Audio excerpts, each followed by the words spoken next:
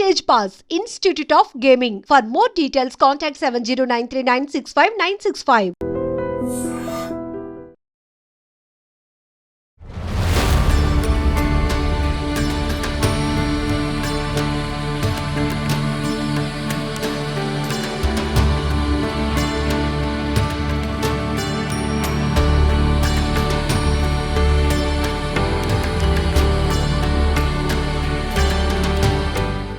నమస్కారం, welcome to I dream. మన సంస్కృతి కార్యక్రమానికి స్వాగతం. నేను మీ విజిత.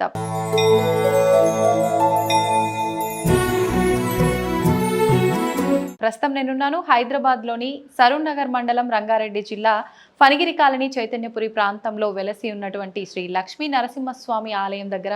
ఇక్కడ ప్రత్యేకించి లక్ష్మీ నరసింహస్వామిని శ్రీ కొసగుండ్ల ఫణిగిరి లక్ష్మీ నరసింహస్వామి అని చెప్పి పిలుస్తూ ఉంటారు. అయితే ఈ ఆలయం 4వ శతాబ్దం నుంచి ఉన్న ఆలయము అని చెప్పి చెప్తూ ఉంటారు. మొదట్లో ఆలయం గురించి ఎవ్వరికీ తెలియకుండా ఒక అడవి ప్రాంతంలాగా, ఒక కొండ ప్రాంతంలాగా ఉన్న ఆలయం ఒక వ్యక్తికి కలలో వచ్చి నేను పలానా ప్రాంతంలో ఉన్నాను అని చెప్పడం వల్ల ఇక్కడికి వచ్చి చూస్తే నిజంగానే ఇక్కడ శేష రూపంలో ఉన్న లక్ష్మీ నరసింహస్వామి విగ్రహం అనేది కొండల మధ్యలో బయటపడడం అనేది జరిగింది.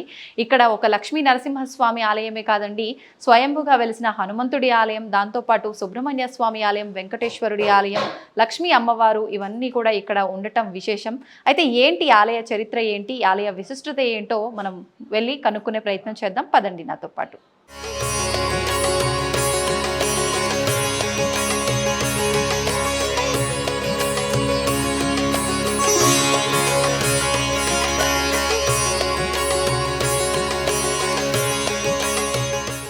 నమస్తే అండి. మామూలుగా అంటే సుబ్రహ్మణ్య స్వామిని ఎక్కువగా మనం జంట నాగుల రూపంలోనే చూస్తూ ఉంటాం అన్ని ఆలయాల్లో కూడా, కానీ ఇక్కడ విగ్రహ రూపంలో కూడా సుబ్రహ్మణ్య స్వామి జంట నాగులు ఉండడము ఎక్కడైనా కానీ, ఏ దేవాలయంలో కానీ ఒకే నాగు ఉంటారు. ఒకే నాగున్న సుబ్రహ్మణ్య స్వామి కొలచకూడదు. జంట నాగులు ఉన్న సుబ్రహ్మణ్య స్వామి విశేషం. అవునా? ఎక్కడైతే ఏ దేవాలయం అయితే జంట నాగులు ఉంటారో ఆ జంట నాగులున్న నాగదేవత చాలా విశేషమైనదిగా పరిగణించబడతారు. మన ఘాటిలో కానీ, కుక్కీలో కానీ, లేకుంటే కానీ కాళహస్తి కూడా విశేషమే. కాళహస్తిలో కూడా నాగదేవతలు ఉంటారు, జంట నాగలు. ఆ 3 మెయిన్ ఎక్కువ వచ్చేసి కుక్కే సుబ్రహ్మణ్య స్వామి చాలా విశేషం. కుక్కే కానీ ఘాటి కానీ పోతే సర్వరోగ పరిహారము జరుగుతుంది. ఈ 2 విశేషమైనది. సేమ్ అక్కడలాగానే ఇక్కడ కూడా మన ఇక్కడ ఫణిగిరి లక్ష్మీ నరసింహస్వామి దేవాలయంలో ఇక్కడ వచ్చేసి ఈ నరసింహస్వామి వచ్చేసి స్వయంభూ నరసింహస్వామి ఏ సంవత్సరంలో ఉద్భవించారో తెలియదు కానీ చాలా మహిమాన్వితమైనటువంటి దేవుడు ఆయన. అనేకమైనటువంటి కోరికలు నెరవేర్చేటువంటి స్వయంభూ నరసింహస్వామి ఎవరికి భక్తాదులకి ఏ కోరికలు నెరవేరుస్తారో ఆ యొక్క కోరికలన్నీ కూడా నెరవేరుస్తున్నాడు. కొంగు బంగారమై ఆ యొక్క ప్రతి శనివారం ఆయనకి విశేషంగా రోజు జరుగుతుంది, కానీ శనివారం మాత్రం విశేషంగా జరుగుతుంది. ప్రతి మంగళవారం కూడా ఈయనకు సుబ్రహ్మణ్య స్వామికి విశేషంగా జరుగుతుంది. ప్రతి మంగళవారం ఎలాంటి పూజలు జరుగుతుంటాయి? అర్చనలు, అభిషేకాలు, కుంకుమార్చనలు ప్రతినిత్యము ఉంటాయా? ప్రతినిత్యం ఉంటుంది. విశేషంగా మంగళవారం ఉంటుంది.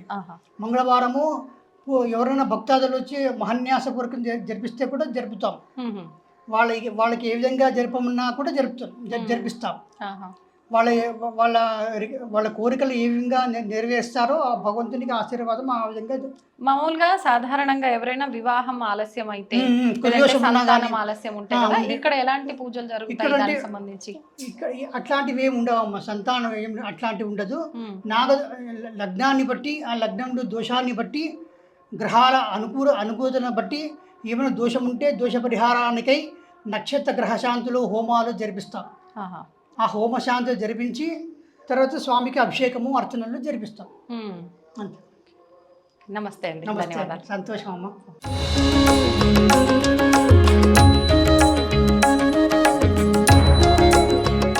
ఇక్కడ ప్రత్యేకించి సుబ్రహ్మణ్య స్వామి దగ్గర విశేషంగా మనం ఏదైనా మొక్కుకున్న, ఏదైనా కోరికతో గనక మనం ఉండి అక్కడ ఒక మొక్కుకొని, చాలామంది అంటూ ఉంటారు విగ్రహ ప్రతిష్ఠ, నాగ ప్రతిష్ఠ చేయిస్తూ ఉంటారు వాళ్ళ కోరిక నెరవేరితే అని చెప్పి. ఇక్కడ అలాంటి అవకాశం కూడా ఉందండి.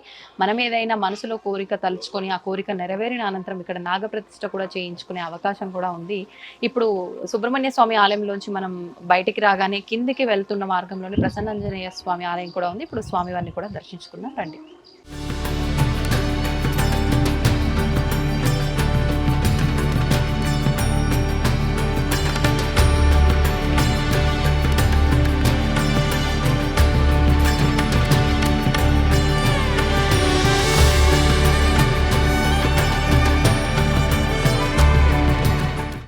లక్ష్మీ నరసింహ ఆలయంలోని ఉప ఆలయం హనుమంతుడి ఆలయంలో అర్చకత్వం నిర్వహిస్తున్న వెంకటరామ ఆచార్యులు గారు మనతో పాటు ఉన్నారు. ఇప్పుడు వారితో మాట్లాడి ఆలయ విశిష్టత గురించి అడిగి తెలుసుకుందాం. నమస్కారం అండి. మామూలుగా అంటే ఈ ఆలయం స్వయంభూ ఆలయం అని చెప్పి, లక్ష్మీ నరసింహస్వామి కూడా స్వయంభూ అనే చెప్పి, హనుమంతుల వారు కూడా స్వయంభూ అని చెప్పి విన్నాము. అసలు ఎప్పుడు వెలిసారు ఇక్కడ స్వామివారు, ఎలా వెలిసారు, ఎవరి ద్వారా ఇక్కడ ఆలయం నిర్మించబడింది, అవన్నీ కూడా వివరించండి. ఇది 4వ శతాబ్దానికి చెందినట్టుగా మనకు ఆ కొండపైన ఒక ఈ శాసనాలు ఉన్నాయి 2. ఇంకొకటి పైన ఉన్నది. ఆ 2 శాసనాలను బట్టి తెలిసింది ఏంటంటే ఇది 4వ శతాబ్దానికి చెందింది. అయితే ఇది ఇప్పుడు పక్కన పారుతున్నటువంటి ముసి నది ఒకప్పుడు ముచ్చుకుందా నది తపస్సు చేసుకుందో ఈ నదిలో. అయితే ఆ నదిలో ఆయన తపస్సు చేయటం వలన అక్కడ శివుడు ప్రత్యక్షమయ్యాడు. అట్లాగే విష్ణు స్వామి కావాలని చెప్పేసి లక్ష్మీనరసింహస్వామిని ఇక్కడ అయ్యారు. ఇక్కడ తర్వాత వెంకటేశ్వర స్వామి, తర్వాత మన అమ్మవారు లక్ష్మీ అమ్మవారు ఇక్కడ వచ్చేసి ఈయన ద్వారపాలకుడు కదా, అందుకని హనుమంత స్వామి ఇక్కడ వెలిసి ఉన్నారు. అంటే వారంత వారే స్వయంభుగా ఇక్కడ అందరూ ముచ్చుకుంద మహాముని తపస్సు వలన వారు వచ్చి ఇక్కడ ఉండేసి ఆయనతోటి పూజలు అందుకున్నారు అప్పట్లో, ఆ కాలంలో 4వ శతాబ్దంలో. అప్పటి నుంచి ఇంకా తరతరాలుగా అదిగా రాజుల కాలం నుంచి వస్తూనే ఉంది. తర్వాత ఈ బౌద్ధ కాలం వచ్చేసరికి దాన్ని ఆ గుహను మొత్తం మూసేశారు అనమాట వాళ్ళు. ఆ గుహని మొత్తం మూసేశారు. అన్ని గుహలు ఉండే, అన్ని గుహలు ఉంటే గుహలన్నిటి మూసేశారు. ఇది కూడా మొయబడి ఉన్నది. ఇప్పుడున్న నరసింహస్వామి ఆలయం గుహ కూడా మూతబడి ఉన్నది. అయితే ఇది ఎప్పుడు వెలుగులోకి వచ్చిందంటే 79లో మా మామగారు అయినటువంటి కోమండూరు శేషాచార్యుల గారికి స్వప్నంలో కనిపించి పలానా చోట నేను ఉన్నాను, వచ్చి దర్శనం చేసుకో అని చెప్పేసి స్వప్నంలో చెప్పాడంట. అది కూడా ఎట్లా శేషావతారంలో, పడిగ అవతారంలో వచ్చి అట్లా అంటే సరే ఏదో లే అనుకొని ఆయన ఈజీగా తీసుకున్నాడు. నెక్స్ట్ సెకండ్ టైం కూడా అట్లాగే వచ్చింది. సెకండ్ టైం కూడా అట్లా వస్తే సెకండ్ టైం కూడా అట్లాగే అంటున్నాడు అని చెప్పేసి అసలు ఆ ప్రాంతం ఎక్కడుంది చూద్దామని సెకండ్ టైం వచ్చాడు. చూసి అంతా అడవి, ఏం కనపడటం లేదు. మా కొండ ఒక్కటి కనిపిస్తుంది, అంత మించి ఏమి కనపడటం లే. సర్లే మరి ఎక్కడుందో అని చెప్పేసి మళ్ళీ వెళ్ళిపోయాడు. 3వసారికి వచ్చి 2 సార్లు చెప్పినా కూడా నువ్వు రాలేదు, పలానా కొండపైన ఉన్నా అని చెప్పారంటే అప్పుడు వచ్చేసి కొండపైకి వచ్చేసి మొత్తం చూస్తే ఏముంది, గుహలాగా ఉంది. ఆ గుహ మొత్తం మూయబడి ఉంది రాళ్లతోటి. అయితే అప్పుడు అడవి కాబట్టి ఏమి లేదు, మూతబడి ఉన్నది. అసలు లోపల ఏం జరుగుతుందో తెలియదు, ఏముందో తెలియదు అని చెప్పేసి పైకి వచ్చేసి చిన్నగా ఒక్కొక్క రాయి రోజు అట్లా తొలగించుకుంటా పోతే లోపల ఒక చిన్న గుహలాగా కనపడింది. అయితే అక్కడ చూస్తే ఏం మనిషి పోయే దారి లేదు లోపలికి. మొత్తం అవన్నీ తీసిన తర్వాత రాళ్ళు ఒక్కొక్కటిగా, ఎందుకంటే లోపల ఏముందో తెలియదు, ఏ సింహం ఉందో ఏ పులి ఉందో ఏముందో తెలియదు కదా, అడవి కదా. అంటే స్వప్నంలో చెప్పిన దాన్ని బట్టి ఇక్కడికి రావడం జరిగింది కాబట్టి ఏముంది అనేది నిజంగా తెలియదు. అడవి ప్రాంతం కదా అప్పుడు, కాబట్టి ఇక దారి కూడా లేకపోతే చిన్నగా చెట్లను తొలగించుకుంటూ పైకి వచ్చేసి అప్పుడు మట్టి దిబ్బలాగా ఉండే ఎత్తుగా కొండ, ఎక్కుతుంటే జారుతూ అట్లా ఉండే. అయినా సరే వచ్చేసి ఆ రాళ్ళు రోజుని తొలగించుకుంటూ చూస్తే లాస్ట్కి ఏమైందంటే చిన్న గుహలాగా కనపడింది. ఆ గుహలోకి వెళ్ళటానికి దారి లేదు, నిలబడిపోలేం, వంగిపోలేం, కూర్చొని మనం కాళ్ళు లేని ఇంకా పోయినట్టు పాక్కుంటూ వెళ్ళాలి. ఇప్పటికీ అలానే ఉందా? ఇప్పటికీ చేశారులేండి. అయితే అప్పట్లో అట్లా లోపలికి వెళ్ళి తర్వాత ఏం చేశారంటే చిన్న ఇటు సైడ్ బట్టి గుహలాగా కనిపిస్తే చేయి పెట్టి ఇది చేసే చేయి పెట్టి స్పర్శ తగిలింది. శేషావతారం స్పర్శను నామాల స్పర్శ తగిలింది. అప్పుడు అనుకున్నాడు అయితే స్వామివారు ఇక్కడ ఉన్నారు, ఏం చేసి ఉన్నారు అని చెప్పేసి అప్పటి నుండి ఆయనకి టైం దొరికినప్పుడల్లా వచ్చి ఆరాధన చేయటం, అట్లా కొంచెం శుభ్రం చేసుకోవటం, రోజు ఇంత చేసుకొని శుభ్రం చేసేసి అట్లా వచ్చి వారం వారం ఆరాధన చేసుకోవటం, అభిషేకం చేయటం ఇట్లా చేస్తుండే. అతను లెక్చరర్, అటు డ్యూటీ చేసుకుంటూ ఇటు శనివారం వచ్చేసి ఇట్లా చేసుకుంటూ అట్లా కొన్నాళ్ళు గడిపాడు. ఆ తర్వాత కొంచెం పబ్లిక్ ఏమో పోవద్దు పైకి, ఏమున్నాయో అది అని అన్న ధైర్యం చేసి వచ్చాను. తర్వాత ఇట్లా సంగతి అని చెప్పేసి 4-5 చెప్తే వాళ్ళు చిన్నగా వచ్చి చూడటం అది చేయటం జరిగింది. అప్పటి నుంచి ఇక అప్పుడు రాములు తహసీల్దార్ అని ఉండే, అప్పుడు తహసీల్దార్ కదా 78-80. ఎప్పుడు ఇది సుమారు ఏ సంవత్సరంలో? ఏది ఇప్పుడు ఇదంతా ఇదంతా 81లో అప్పుడు తహసీల్దార్ ఉండే, రాములు తహసీల్దార్ అని. వాళ్ళు అప్పుడప్పుడే కొత్తగా కాలనీ అవుతుంది, అక్కడ ఒక ఇల్లు అట్లా వాళ్ళ రాములు తహసీల్దార్ అని ఉంటే అట్లా కొంతమందిని ఫ్రెండ్స్ తయారు చేసి వాళ్ళ ద్వారా కొంత డెవలప్ చేసుకుంటా ఆ తర్వాత చిన్నగా స్వామివారి అనుగ్రహం తీసుకొని ఆజ్ఞ తీసుకొని కొండని కొద్దిగా మనకు కూర్చునే వెసులుబాటు చేసుకునేటట్టు ఆయన ఆజ్ఞ తీసుకొని అప్పుడు అంతవరకు తొలగించడం జరిగింది ఆ కొండని. మరి తర్వాత ఇప్పుడు హనుమంతుల వారు కానివ్వండి, ఇక్కడ సుబ్రహ్మణ్య స్వామి, ఇదంతా కూడా ఎప్పుడు జరిగింది? ఈ సుబ్రహ్మణ్య స్వామి ఒక 2 years అవుతుంది ప్రతిష్ట, గణపతి ప్రతిష్ట, నవగ్రహాలు ప్రతిష్ట. స్వయంభూలు ఎవరంటే లక్ష్మీనరసింహస్వామి, ఆంజనేయ స్వామి, వెంకటేశ్వర స్వామి, అమ్మవారు, తర్వాత కింద శివుడు, మూసి మధ్యలో ఉంటుంది అది. అయితే ఈ కొండ అది ఎట్లా ఉందంటే ఆ శిలా కొండ పడిగ టైప్లో ఉండటం వలన ఫణిగిరి లక్ష్మీనరసింహస్వామి, ఫణి అంటే పాము, గిరి అంటే కొండ, ఫణిగిరి లక్ష్మీనరసింహస్వామి ఆ విధంగా పేరు వాడుకలో వచ్చింది. అంటే ఇది అప్పటికే అంటే మామయ్య గారు గుర్తించిన తర్వాతనే ఈ పేరు అనేది వాడుకలోకి వచ్చిందా? ఇంకా అంటే ఆ తర్వాత చాలా రోజులకు వచ్చింది అనుకోండి.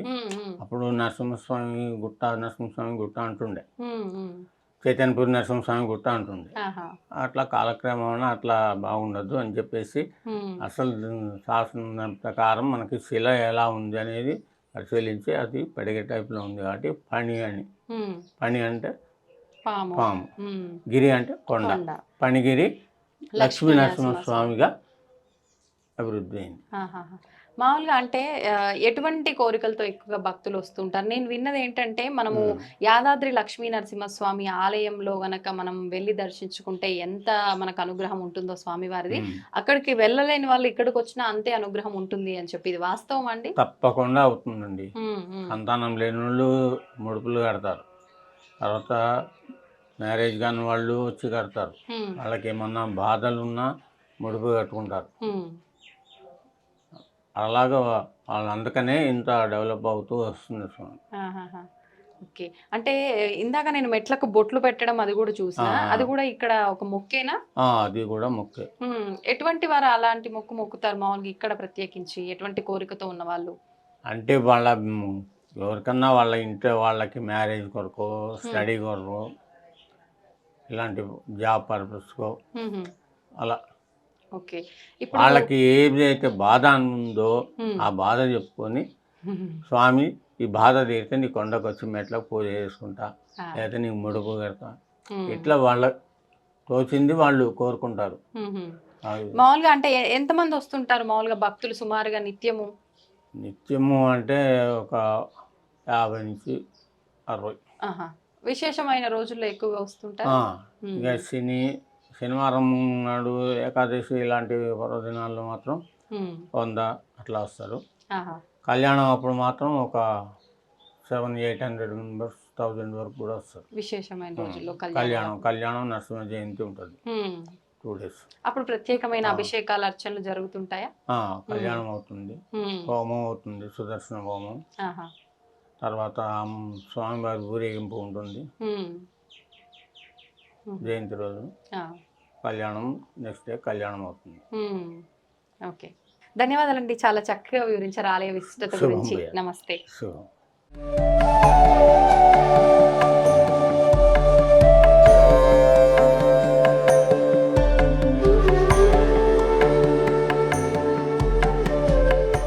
श्रेयलक्ष्मीस्मृतियत्वं श्रेयलक्ष्मीस्मिन् पूजां करिष्ये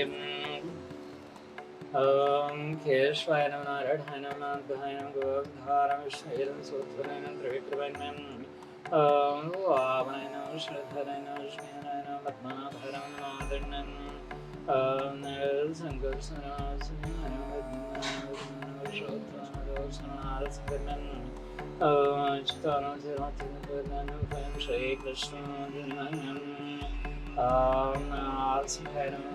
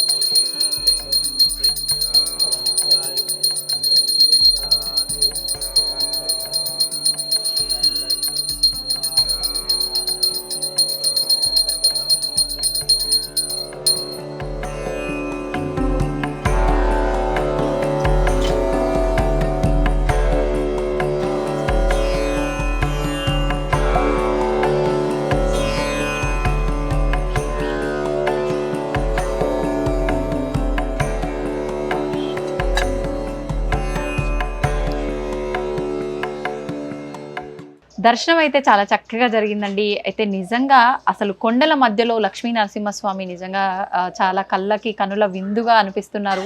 మామూలుగా మనం యాదాద్రి లక్ష్మీ నరసింహస్వామి క్షేత్రానికి వెళ్ళి దర్శించుకుంటూ ఉంటాము. అయితే అక్కడ అంత దూరం వెళ్ళలేని వాళ్ళు, ఎప్పుడంటే అప్పుడు వెళ్ళాలనుకున్న వాళ్ళు ఇక్కడ ఈ లక్ష్మీ నరసింహస్వామి ఆలయం మనకు అందుబాటులో ఉంది కాబట్టి ఇక్కడ దర్శించుకున్నా కూడా అక్కడ వెళ్ళి స్వామివారిని దర్శించుకున్నంత పుణ్యం అనేది వస్తుంది అని చెప్పి ఇక్కడ భక్తులు నమ్ముతున్నారు. మనకు ఇక్కడ ఒక లక్ష్మీ నరసింహస్వామి ఆలయమే కాదండి, ఉప ఆలయాలు కూడా ఉన్నాయి. ఆల్రెడీ మీరంతా వీడియోలో చూసే ఉంటారు. మీరందరూ కూడా దగ్గర ప్రాంతాల్లో ఉన్న వాళ్ళైతే కనుక ఖచ్చితంగా వచ్చి స్వామివారి దర్శనం చేసుకోండి, స్వామివారి కృపకు పాత్రులవ్వండి. నమస్తే.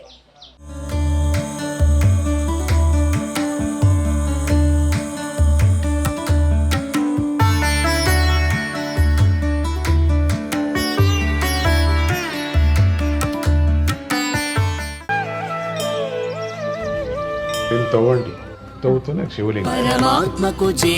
సరే దాన్ని అట్లా కప్పేసేయండి, చూపించదండి. Krishna is there. మూర్తి పూజ కాదు, సాక్షాత్ బ్రజేంద్ర నందన భగవాన్ ఉన్నారు మూర్తిలో. ఏమీ ఆశించకుండా ఆరాధించే వాళ్ళు కూడా ఉన్నారా ప్రభుజీ? నిజమైన భక్తి అంటే మనకు తెలియదు కాబట్టి